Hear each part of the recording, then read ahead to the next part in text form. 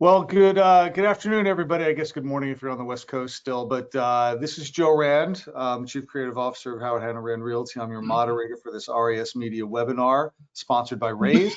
And I just wanted to obviously let you know we're having problems with the video. So we're going to do this old school as an audio webinar where I'll make sure I identify people when they're speaking, and they'll identify them with, if you are looking at your screen, you'll be able to see a picture of them. So we're going to move forward because we have a lot to cover, and I have three really great panelists here. I'll introduce them since you can't. Why don't we go back to the screen with the three names so that people can see who's on the panel today. We got James Dwiggins, co-founder and CEO of Next Home, who's also the co-founder of Raise. We have Michael Hickman, he's the president of Seven Gables Real Estate, based in Los Angeles, and Lisa Nguyen, the international group at RE/MAX Professionals in Colorado. She runs a big team there. I'll let them identify themselves when they say hi. And I'm going to start with James, who's a panelist, also the sponsor for today. And I want to just find out, give us an idea. James, you've founded a large franchise network, and how did that lead to you starting up Raise? Where did that opportunity come from in your mind? Yeah, thanks, Joe. I'm actually glad the picture's up here because I look like crap because I have the flu. So there's that. Over the past couple of years, as all of these lawsuits occurred and sort of the changes that the DOJ and the plaintiffs' lawyers have been looking for, have realized that there's going to continue to be changes in our business. Cooperative compensation is a massive risk to continue to do it. I've talked about that nonstop over the past 2 years. Lots of companies have moved away from it. And I believe that all real estate companies will move away from it because there's just risk of more litigation. That being said, when you have a decoupled world, buyers agents need to be very good at articulating value. And I think our industry is not very good at that. And so, a few years ago, I had this idea where my co-founders and I had this idea where we were like, look, how do we create more transparency into what agents do? And if you think about it from this perspective, people judge or make assumptions based upon only what they can see. So if a buyer sees an agent showing a house for 30 minutes, they only equate 30 minutes worth of work. But what they didn't know was the drive time to the property, calling the listing agent ahead of time for information, doing the showing, calling the listing agent again, getting a copy of the disclosure, reading the disclosures, writing an email to the buyer, like, here's everything you need to know about this property. So that 30 minutes that they perceive as value is really 2 to 3 hours worth of work.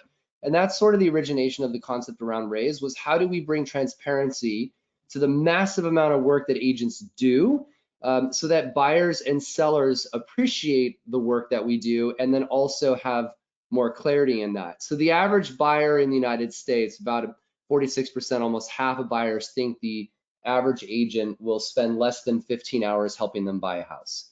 When the reality is the average agent will spend about 87 hours helping someone buy a house. And so, when you have this perception versus reality difference, we have to think about how we're going to articulate that value differently. And that's the formation and the crux of why Raise was built. Yeah, it's funny, when we've talked about this before, you've always used as an example of what we need to do as realtors, the kind of model that lawyers use, where they give a report on their billable time, because lawyers don't charge by, well, sometimes they do, they charge by the transaction, like they do that in real estate. But in most legal cases, they charge based on the amount of time they spend on a case. And so you will get periodically, as a client, you'll get a statement of, here's the hours I spent and what I spent on them. And I know that was something that inspired you, because you've kind of followed the same model, and that's a big part of Raise, correct? Yeah, so we have the ability for agents to charge multiple ways. They can charge a percentage, they can charge a flat fee. We also track hours and time. We're not suggesting that that's what they need to be doing. I mean, candidly, Joe, if we charged by the hour, the agent would make a lot more money. So that's one of the things. I'm sorry, I didn't mean to say that you charge by the hour, but just as a way of documenting the work you did. Yeah. Say, look how many hours I spent on your case. That's on your deal. That's the real value there. It's Agreed, not the. Agreed. Yeah, 100%. I actually find it funny when the plaintiffs' lawyers have, talked about lawyers being able to do this better, and I'm like, yeah, sure, because lawyers, a buyer's going to want to receive a bill every month.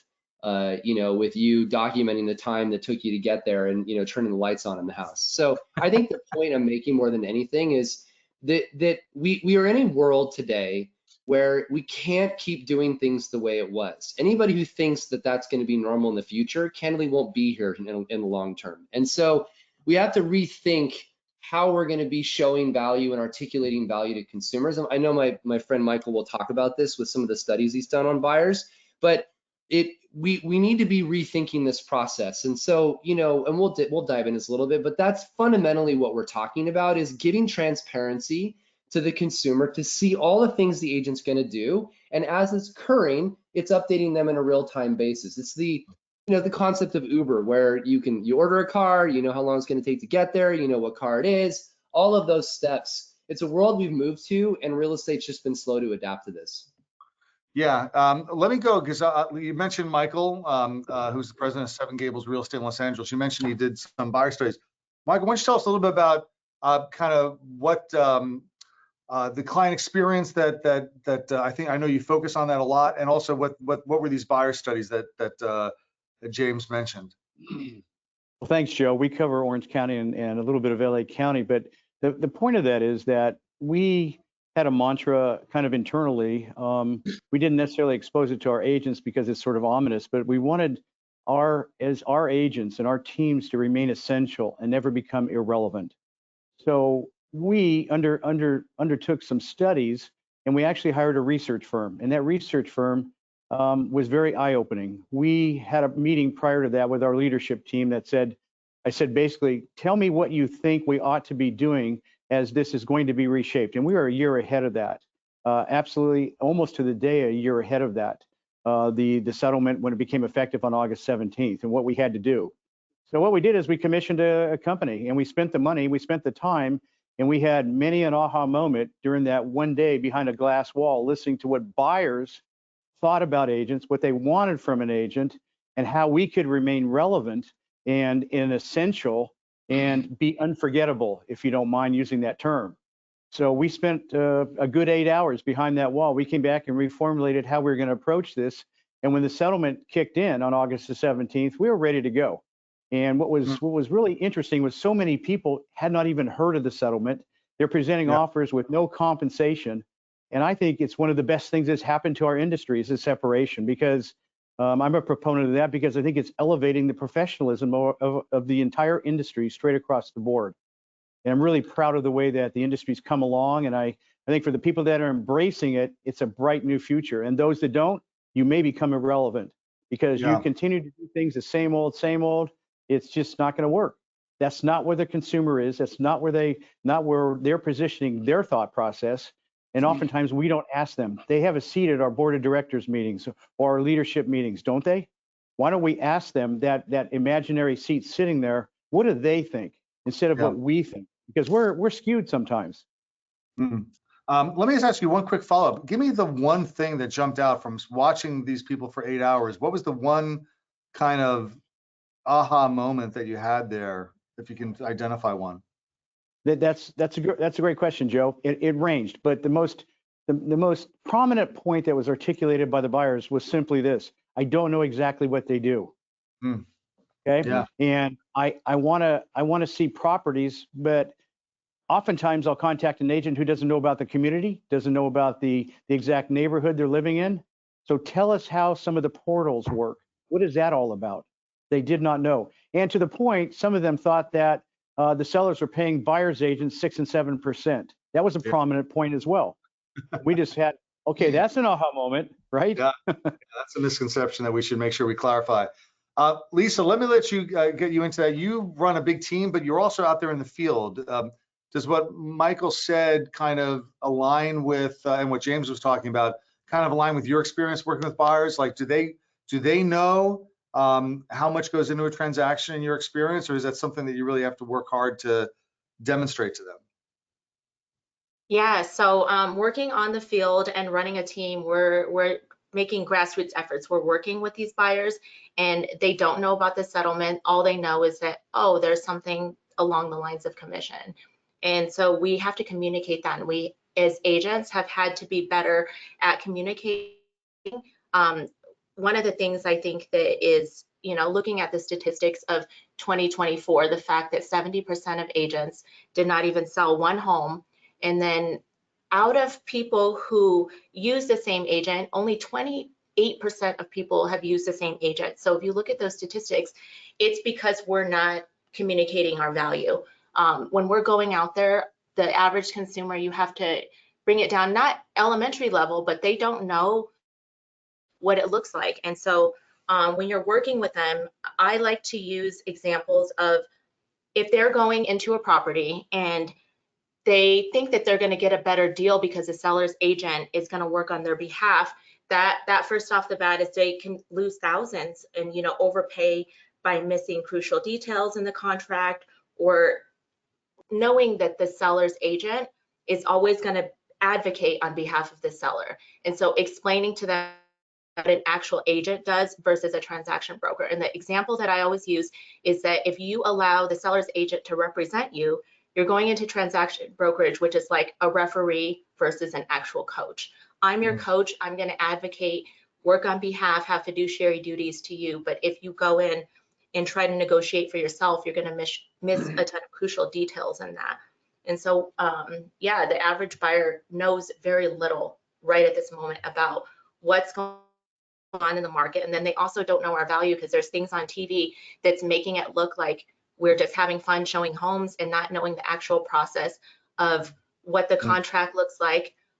What the team has been doing is we have actually been role playing in advance, and we have one person be the agent, one person be the buyer, one person be the agent, one person be the seller, and talk about these things in advance. Because when you start saying things out loud and you start practicing how it actually looks like, you'd be surprised by prepping in advance, just knowing what you need to say before you're meeting a buyer's agent or any sellers out there. So it's funny you say that about what buyers understand, because one of the things that I've always tried to teach when I talk to agents is that they should lead with something that they don't think about talking about because they think it's understood and they don't articulate it, is the fact that most jurisdictions, not everywhere in the country, but in most places, if you undertake services as a buyer agent, you're a fiduciary or have something akin to fiduciary responsibilities to that client.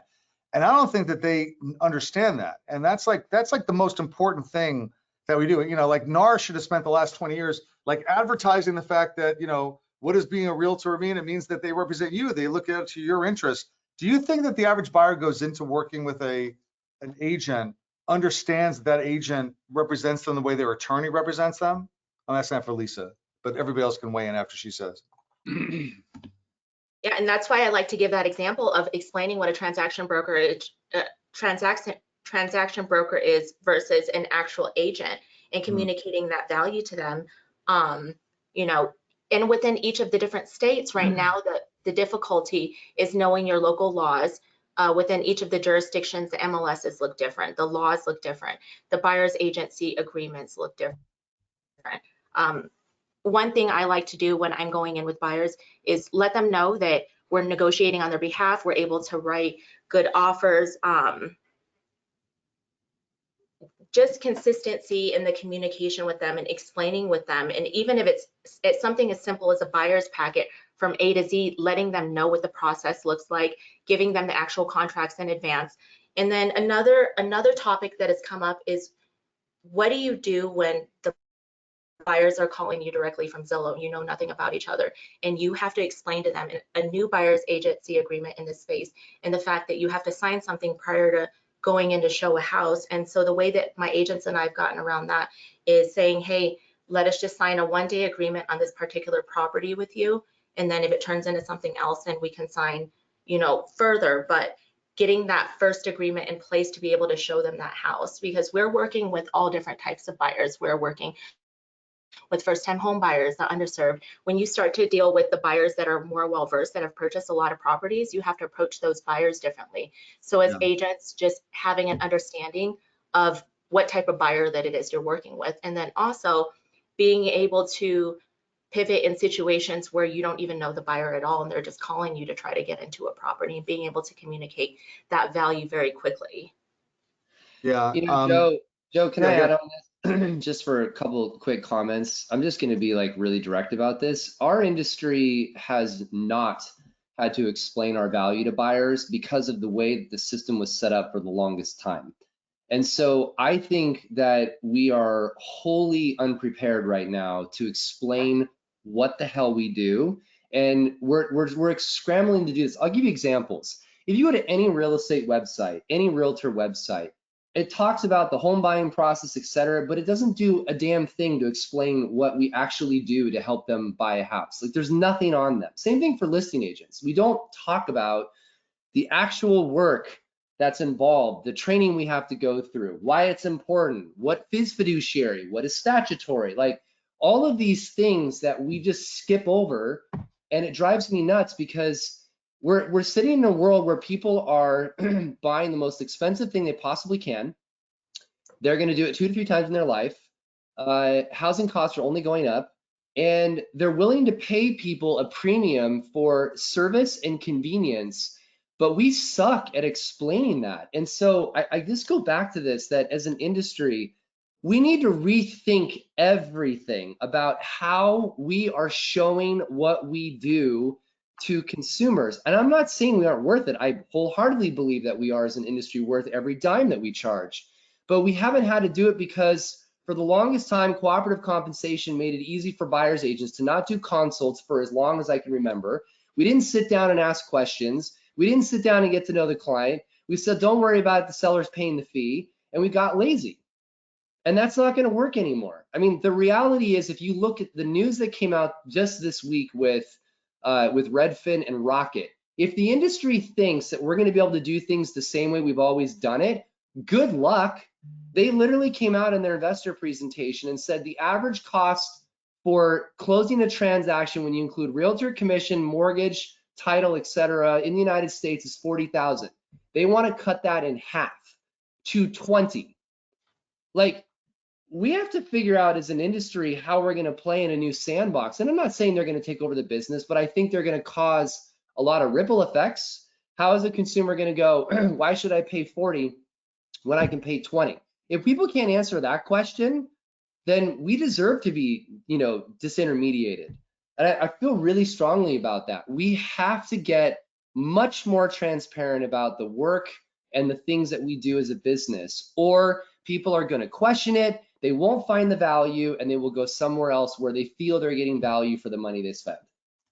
Go ahead. James, I would say, James, to that point, if you don't own the conversation that you're referring to, then somebody else will. And Yeah. That's what's happening right now. There's an opening, and somebody has seized that opportunity. And Dan Gilbert and his company and Glenn are extremely smart people in this industry. They see an opening, they see an opportunity.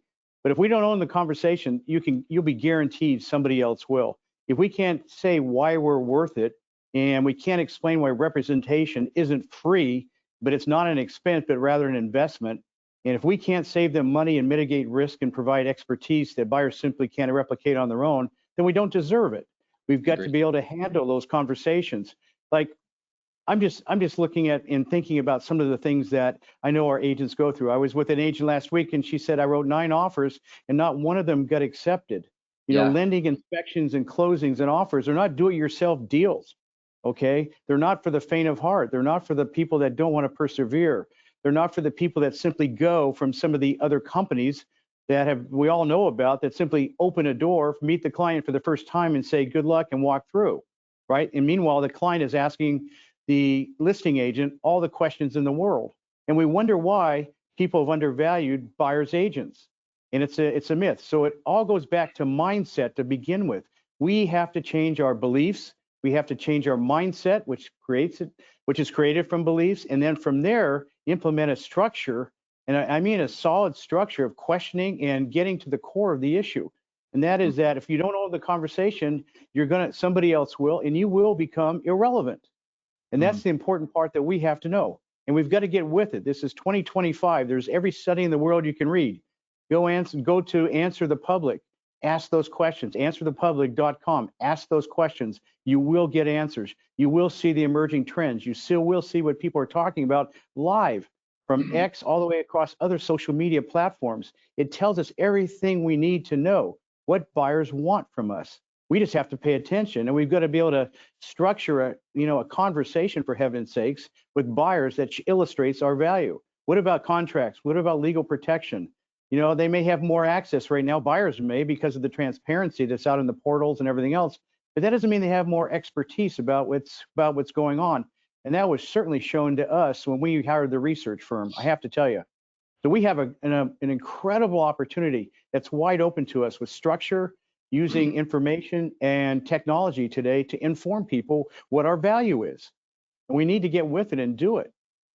Let me ask you all, let's turn, we talked a little bit about the that sort of initial conversation, and let's talk about establishing value during the course of the transaction. How do agents do that? And one of the things I've always noticed, which I think has always worked against us, is that there's this weird impulse in our industry to try to not scare the client by making it seem that buying a home or selling a home is hard and complicated, that there's tons of marketing out there that's all about, I'll make sure you have a seamless transaction, and buying a home shouldn't be an ordeal and all. And I almost feel like that works against us, because we try to simplify it. And I think a lot of agents work like a duck skimming across the pond, that you see them gliding, but you don't see the feet paddling underneath furiously to keep them moving. And they don't want to scare the client away by showing them how much work to do. How do we actually shift that mindset to say, let's make sure we're showing people how much needs to be done during the course of the transaction, that we can then document and say to the next client, look at all the things I did on the last one. How do we do that? What's some practical suggestions to do that? Anybody? Joe, it's Lisa. I've been taking actually the opposite approach in listing presentations, and I'm telling my clients straight. I'm like, this is not 2022 where you're getting multiple offers. Homes are sitting on the market a lot longer. One thing that I am good at doing, and one thing that I think agents need to get better at, is communicating with other agents. We've gotten so used to just text messaging, sending in the offer, not having a conversation. But now that compensation is not listed online, we're being forced to call other agents.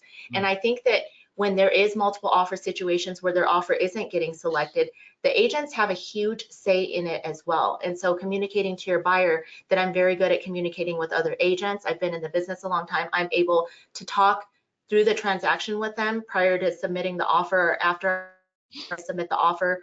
I'm able to have a conversation with them. We need to work together more than ever and help one another, because if we start going against one another, that's how everything is going to go down in our industry. So I think part of the value for the buyer is from agent to agent communication as well. And we've lost sight of that over the last couple of years, just having gotten used to getting so many offers on our listing. It's not like that anymore. And then with AI, they've just made everything so easy to streamline everything online. Saying that you have good technology isn't enough anymore, but being able to actually write concise offers, know the negotiation tactics that are needed to win in those situations, and how to communicate with other agents is part of that value as well. So Joe, I'm going to chime in just for a minute, James. I'm going to chime in. And I'm just going to say this, that look, until the mindset shifts, okay, and we have a shift of mindset that says we're going to figure out what the value is that a buyer wants, not what we think they want. Stop presenting garbage to them about how good we are or what we do and how we go about our business, as opposed to asking them what's important to them. Because every single buyer that we interviewed in the research that we did almost had a different answer for that same question, because they all valued different things, whether it was an off-market property. And I don't want to get into that. I'm just saying some of them valued that to paying commissions, to all the sorts of other things. But until we ask the most important question you can ask and shift our mindset to, what do you value, Mr. and Mrs. Buyer, in a transaction from your agent? What can we do best for you? And get the exact answer. And you should have a complete tool set that can address any question and any answer that they give you. And it's going to be about how they want to structure their relationship with you, and then build from there. Because people like to do business with whom they know, like, and trust. And the most important quality is like, because you can't build trust until you like someone. That's my philosophy, and that's our philosophy here. I agree with Michael, Joe, and I'll add a few comments on top. We need to do a needs analysis with our clients, identify their needs, discuss what they're looking for, educate them in areas they don't understand, and then solve those needs through a presentation and what we do. I wholeheartedly agree with you, Joe, that our industry has been taught wrong for a long time. When we say it's easy or we're going to make it smooth, not that it's easy, we're going to make it super convenient for you and we're going to get you through all of this. It again goes back to every American is judgy as hell. We literally live in a world where we judge everything all the time. You only base value on what you can see. That's how the brain operates. So I think it's incredibly important to make sure that people understand what it is that we're going through. Obviously, that's what Raise does. I'm not going to pitch the product like that, but that's literally what it does is it lays everything out so they can see the mass amount of detail and what's going to occur. But I want to go a step further than that. My friend Sharon did this in a presentation. I thought it was brilliant. You know, he sits down and in his consults, whether it's a buyer or a seller, and one of the things that he does that literally everybody should do this today is he brings all of the paperwork with him to his consults. So he goes, Mr. and Mrs. Buyer, this is the buyer rep agreement. We're going to talk about that. Mr. and Mrs. Buyer, this is the purchase agreement. We're going to talk about that. I want you to see what the actual paperwork is in this particular process. This is the listing agreement. So he goes and shows all of the work and the paperwork involved, and then explains the process for writing an offer and the terms of that offer can determine what we get a response for. I think transparency is the key word for the next 5 years. We have to give them insight into what we do and the work that's there and the complexity of the transaction so that they go, wow, I really need to find the right person to be doing this with. I don't understand this process. I didn't realize the disclosure was going to be 126 pages. And you go, look, this is an average disclosure in San Francisco as an example. Part of my job is to read this, go through it, tell you what you need to know and not know. And when you do all of that, they start to go, wow, like I really want to have somebody in my corner.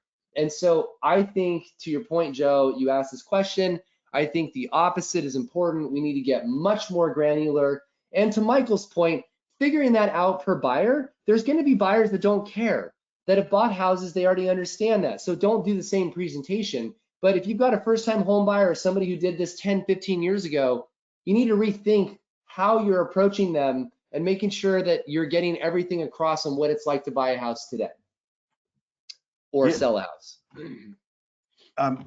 Yeah, and I just want to amplify something that you both have just said, which is so important.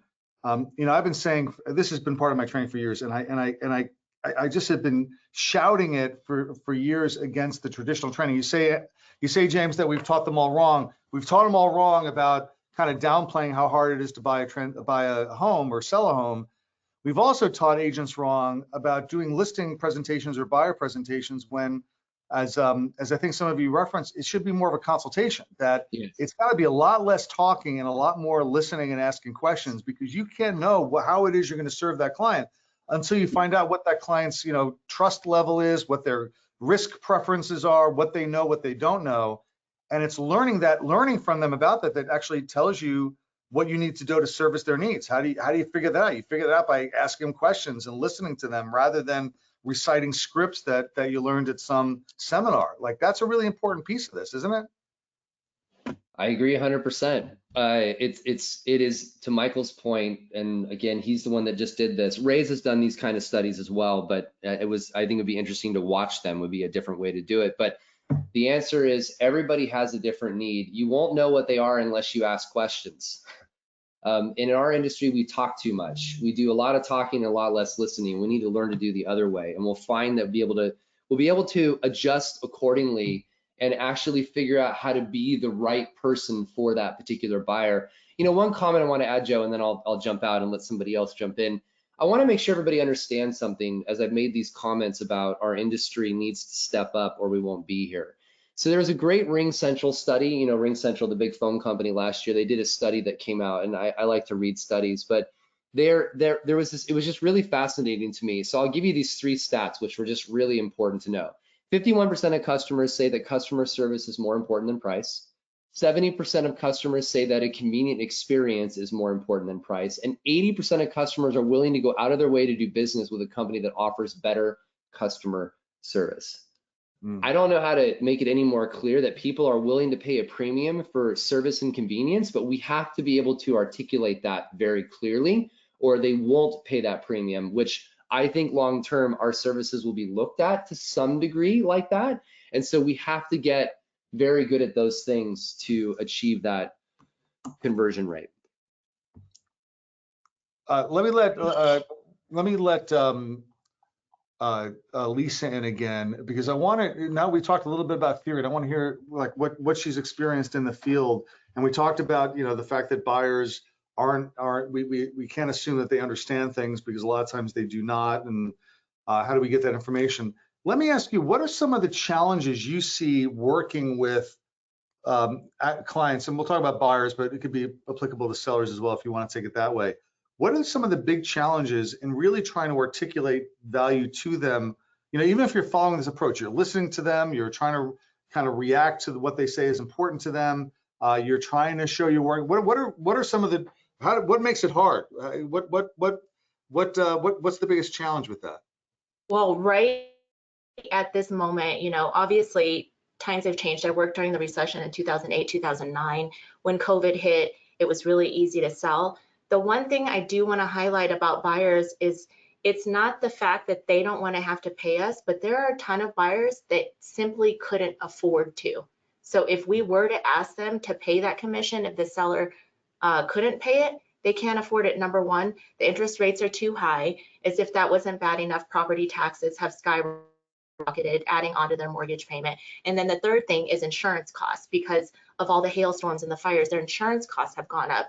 So now, as I'm working with a lot of these buyers, they're being hit at every single angle. The fact that they already can't afford it because the interest rate, now their insurance has went up, the taxes have went up, causing the mortgage payment to be higher. And then now we're adding this third layer of having to explain to them, hey, in the case that they can't pay this, you're going to have to pay me, and they just simply can't afford it. So the way that I bring value is by saying, when we're going to go in and make an offer, I'm obviously going to try to negotiate that commission with the seller and ask them for that commission.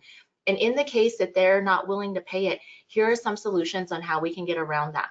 Number one, we can just walk away and find another property.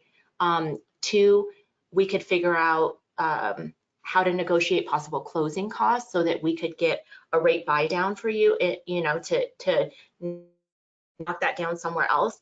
One thing that I noticed that a solution that hasn't come forward is the fact that lenders haven't been able to roll this commission into the loan yet. And we forget the fact that buyers are already confused, but to turn around and tell them now that they have to pay us, that's just something most people can't afford. And that's the reality of what I'm experiencing. But now that we're actually going out, communicating with the other agent and asking them for the commission has not been as hard as we thought after the 17th. And so we're finding that sellers are still paying a commission, but communicating that to the buyer too, and us as agents having empathy for the fact that, we have to figure out what type of buyer they are. Some people could afford it, but a majority of the public could not afford to pay a buyer's agent if it had to come directly out of their pocket. Michael, how do you see that playing out, that dynamic in I said before LA, and you gently corrected me that it's Orange County and part of LA County. I appreciate the gentle correction, because I know those are two different places. Tell me about what's your experience like. It's different markets might have different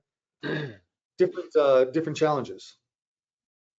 I think, Joe, let's begin with the overarching theme here, that representation isn't free, no matter what we talk about or no matter what we do. But we have to view this as not being an expense to the buyer, but rather an investment on the buyer's part. So while there may be multiple ways that we can solve the issue of a buyer paying a commission or asking the seller for a fee, it's the mindset that goes with it. And the mindset shift has to be, this is not an expense, this is an investment. Agents do such an amazing job, particularly when they have structure on their side and they can articulate that value. Is it from time to time a challenge? To Lisa's point about, buyers paying fees, or particularly if they're, in this case, the seller's not willing to pay the fee that they requested in their offer, and that's how it's written in California anyway. And it is a challenge, and we have to be able to stand up and say, this is our value, this is our the investment you'd be making in this and work something out with the buyer. There are many ways to do that. If we want to get granular and talk about that, we can do that. I don't know if this is the right forum for doing that, but I do know this. There will be challenges. There will be challenges ahead, and we have to be prepared with 2 or 3 solutions for a buyer in advance of that conversation. So again, we can go to our set of tools and say, if A doesn't work, then let's go to B. If B doesn't work, let's go to C and figure this out, so that you look at this as an investment, so that we haven't even talked about negotiating, which is a superpower for a lot of people, right? But mitigating risk, talking about repairs on properties, because repairs are deal killers sometimes. How do we handle those things? How do we handle the relationships that Lisa referred to earlier? All those things play a part of the value that we bring to a conversation with each and every buyer that we deal with. And we have to be articulate. We have to be able to Joe, to your point, ask questions. You know, one of the best things I learned from Phil Jones and exactly what to say or exactly what to sell is ask the darn question. You know, and that's the basis for everything we can do, because you'll get to the bottom of it. And I'll bet 99% of the people in this business, in this industry, can solve a problem once they get to the issue and the core issue of what the challenge is. Because people are problem solvers in this business. They've learned it just by the very nature of what we do, whether it be inspections, whether it be contracts, whether it be contingencies, all the things that we deal with. But get to the core challenge that is facing buyers today. And whether it's paying a commission, whether it's the inspections, whether it's affordability, whether it's just access to properties. But don't be the agent that just, winning a home isn't just about clicking or schedule a tour. It's about knowing when to push, when to hold, how to outmaneuver the competition. There's a lot of that in there too. The top agents know how to do that because they've learned to ask questions, and they know how to outmaneuver other agents in the industry by asking questions, getting to the challenges at hand. And I think that's really important, because price, while it's maybe ultimately the determinant of the direction a buyer goes, it isn't always everything. I've heard of many examples, and we can all cite these examples, where sellers have accepted offers that may be less than what the highest price may be, but the offer that was accepted was the best price, or the best offer that was accepted was the best offer for that particular seller at that particular time. So there's a lot of challenges that go into that, but unless we ask questions, we're never going to get to the core issue involved and answer that challenge and eliminate the objections and help a buyer get through the process, which without guidance today and without structure today, I'm not sure a buyer could do that. I don't care how savvy they are. I don't care what their educational background is. We know how many pages are in our contracts. We know the contingencies. We know the pros and cons of those contingencies, and we have to be able to help people and guide them through that. So there has to be structure, whether it's RAISE, which is an excellent source for structure, or whether you have an intra-company structure that you're using and you can pinpoint as you go through these things and be able to show transparency, to James's point, to the buyers of exactly what you're doing to earn their trust so that they're willing to invest in you as an agent on their behalf. And that's how I feel strongly about it. And we have the opportunity. It's right in front of us. We just have to take advantage of it, get I almost said hell, a heck of a lot more educated and do it more quickly than we've ever done it in the past. And I think it's before us, it's incumbent upon us, and we need to do it now. We need to execute. We need results and stop talking about it. You know, James, Michael just mentioned RAISE, and we've referenced it a couple of times, but I know that I think we've had a very substantive conversation, and we always try to shy away from doing a commercial. So I'm not looking for a commercial, but I'd love to hear about specifically how does RAISE work that kind of addresses this issue of how do you show your work to the client, in the transaction, so that you're communicating with them and demonstrating your value to them, and then also how it works on your next transaction when you're meeting with a client, you're trying to get them to hire you and showing all the work that goes into selling or buying a home. Yeah, so the team spent a lot of time working on what I call the gold standard for a real estate transaction. Let's just call it the 180 roughly things that an agent's going to do over the course of 60 to 90 days to help somebody purchase a house. That gold standard is inside of a system that we built, and it creates a buyer presentation out of it. It's the very storytelling type buyer presentation. To Michael's comment earlier, it's designed to allow the agent to talk about things, but also ask questions and allow the buyer to be part of this consult. But it goes into detail, laying out in 4 different steps, So you've got you've got essentially consult, you've got tours, you've got offers, contract, and closing. So it lays out very clearly what's going to occur. There's an app that gets given to the buyer so that they can see all of these steps and things that are going to happen over the course of 60, 90 days. And as the agent's doing them, it's updating the buyer in real time. And then to your point, Joe, it creates a closing report. And this is a bad example, but it's the only one I can give. Just think of it as if you gave somebody, you know, like, you know, when you get a lawyer bill that outlines everything that you did, this is a much more pretty elegant way of showing the buyer everything you did over 60, 90 days, so they understand all of the work that you had put into it. And so what's happening is you're reinforcing your value at the beginning, you're reinforcing your value throughout the experience, and then you're reinforcing your value again at the end. And then what agents are doing now is taking a closing report on a transaction, and they're taking it with them to the next buyer consult so that the buyer can see everything that has occurred in a previous transaction, and the agent go, this is the amount of work that's involved in this process. Yeah. It literally lays out in a very clear, confident way for the agent to articulate value. And the buyer goes, like, I had no idea that you did all of that work. And that's literally the whole point of the product. You know, we analogize a couple times to being lawyers, and I was a lawyer for a couple of years working for a big Manhattan firm where I had to document literally every 6 minutes of my day, every 6 minutes, 10 segments an hour of who I was working for. So if I got a phone call, I had to mark when the phone call came in, when I got off the phone, because I was obviously changing matters that I was working on if a phone call came in on an unrelated matter to what I was ever working on in front of my desk. And that took an enormous amount of discipline. And it was really hard. And you know, occasionally I talk to agents about like trying to document what they do all day, because it's a great discipline to do that, even if it's just for a short period of time.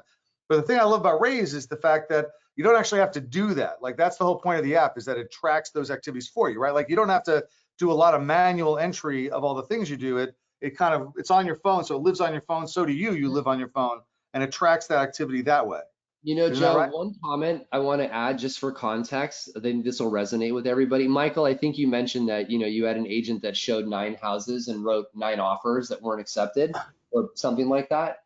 So just imagine how much time and energy that took the agent to do all of that. And then remember, the buyer forgets about all of it over the course of 30 days. So what we literally built was this carousel that shows every house you toured and every single thing that went into touring it, writing an offer if it wasn't accepted. And so what I just want to make this point, cumulatively over the course of that time, the buyer goes, wow, I feel bad. Like, my agent's done all this work and we haven't gotten into a house yet.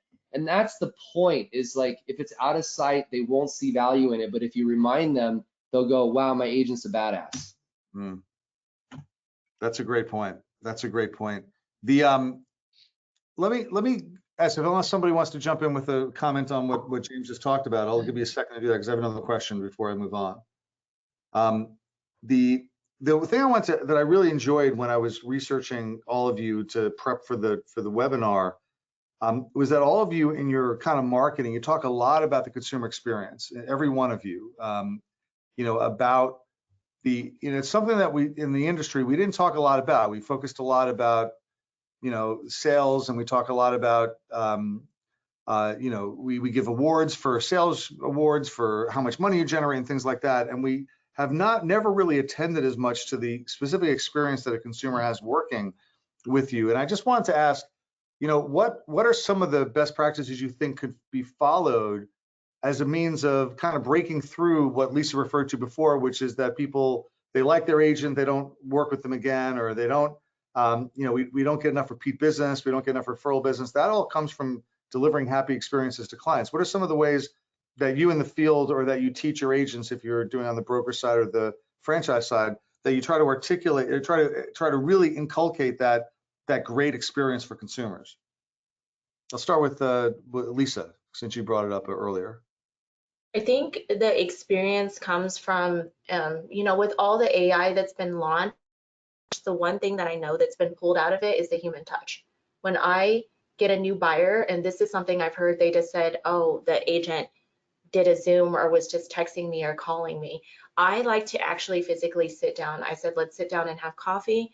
Let's meet face to face. So before we even start working together, I sit down with them and I talk to them and make sure and tell them straight up, I want to make sure that we're going to be a good fit and that you actually want to work with me, that I'm going to be a good fit to work with you. And one thing as agents too that we need to know is it's not a one size fits all, and you're not going to be everybody's cup of tea, and that's okay. But I sit down with my buyers first, and when we're sitting down and having this conversation, I'm able to go through that process that we keep talking about, those packets and what it looks like to go buy. But I just know the human touch has worked in my business. First off, taking the time to even meet with them to see if we're going to be a good fit, allowing them the opportunity, not pressuring them into signing something before they've even met the human side of me to know if we're going to work well together. That's just been taken out of the world, and I think we need to go back to that. The phone calls to the agents, meeting with people face to face, getting on the phone, talking to one another, talking through situations that may occur, because we know in this industry we can have an A to Z of how you're supposed to do every single transaction, but we get through it, something happens in the inspection, the buyers lose their jobs, all of the million things that the house gets hailed on the night before closing. And being a person that is very good at adjusting when something goes wrong and being able to provide some solutions and get through that with the buyers and explaining that to them. But I'm always, another thing that, you know, outside of being human, is that I'm very, very consistent. And so I treat every single client the same way, whether they're a first-time home buyer or $1 million client. And just telling my agent that as well, is we give that $200,000 buyer the same experience we give the $2 million client. A lot of agents are like, I won't take deals if it's less than this, and they treat people on different levels, but you cannot do that. You cannot take the human side out of interacting with one another. That's what people care about, and they'll choose you time and time again because you took the time to actually care about them and give a crap about them versus treating them as another transaction. Great point. Michael, same question, but how do you inculcate a great customer service experience? I'm going to be the contrarian for now, and people that know me know that I kind of position myself in that way. I think consumer experience is a bunch of stuff. I don't think it works. I think it's misused. I think it's a cliche, because I don't think we create an experience for the consumer. But one thing I do know, I'm going to turn that around now and go a different direction with it. We can go through all these things, but buyers in 2025, they want a real estate agent who's a knowledgeable guide, who's a fierce advocate on their own, and a tech-savvy partner, but you still have to keep it personal and responsive. And in the end, that agent of mine, who's a very talented, superb agent, who did not get 9 offers accepted, imagine what that is on a cost per hour basis. When she finally gets them into a property, what they're going to remember is not the 9 offers, to James' point, not the hours that she spent driving back and forth all over Orange County to find them a property, but what they're going to remember is how she made them feel. And that's the consumer experience that it needs to be translated to. How did we make the consumer feel at the end? Because when it's all said and done, the process is the process.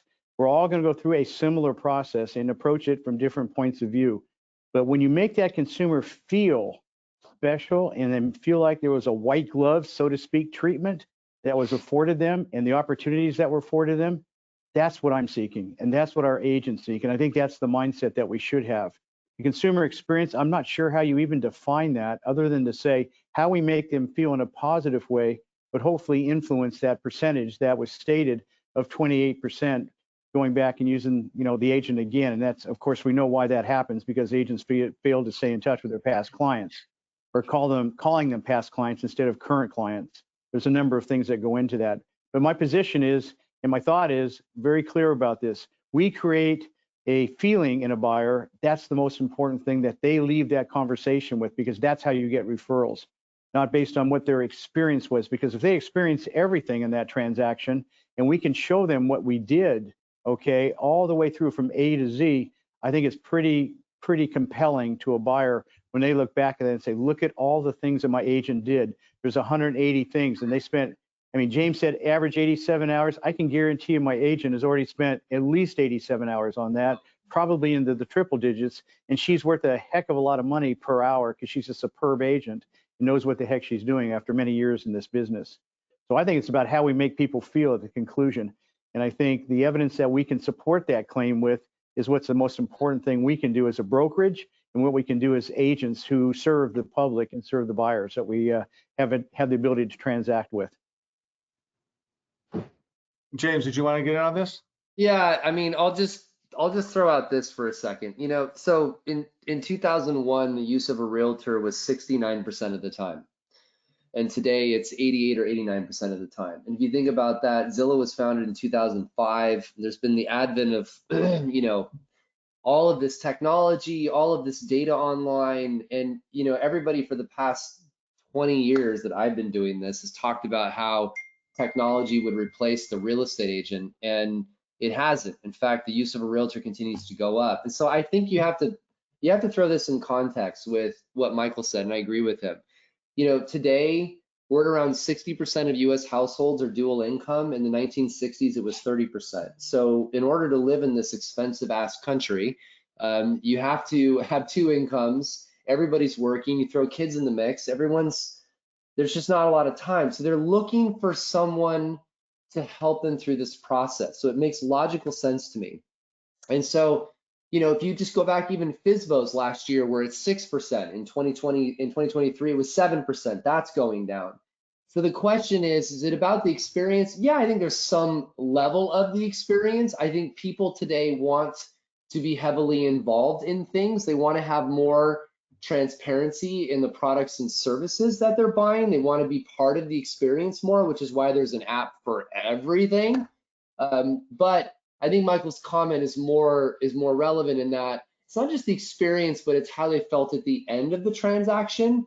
And so, you know, if everybody just continues to focus on what the customer needs and wants in this very life-changing event that they're going to do 2 to 3 times, and we're there and we're responsive and we're giving them details about what's going to happen, then I worry less about where we are in the future. But I think that this idea of just, you know, I'm going to be your advocate, I'm going to do everything and don't worry about it, and we're going to help you guys get through this without transparency and without making them part of the process is going to be a recipe for failure. And the comment I'll make and I'll leave you with, Joe, is that's literally what's happening right now. Zillow's got the super app. They're designing this whole thing to be immersive for the customer from beginning to end. You know that Redfin and Rocket are going to do the same thing.